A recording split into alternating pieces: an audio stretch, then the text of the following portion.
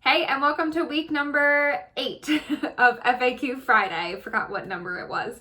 Answer all of your burning questions about real estate. Today's episode is for those buyers that are considering maybe making an offer on a home, maybe considering if it's the home for you or not.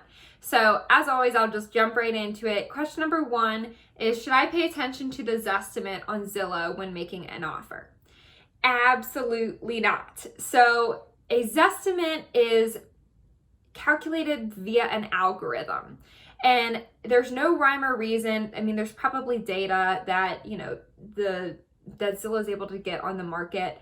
However, it's so inaccurate. There was actually an article that came out a year or so ago that the CEO of Zillow, his estimate of his home was actually 30% off of what his home is actually worth. So if that tells you anything about the accuracy of a Zestimate, if the CEO's Zestimate is 30% off, which is a great deal off, that should definitely tell you about Zestimate. So this goes for you sellers too. If you're considering selling your home, the Zestimate does not indicate what your home is worth.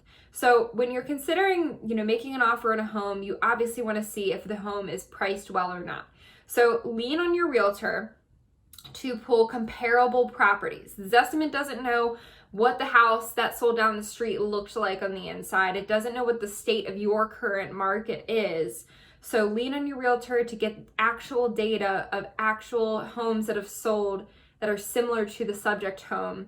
And then before looking on Zillow to formulate an opinion, lean on your realtor to give you comparable properties, and then digest that information and formulate an opinion on what you think a reasonable offer would be.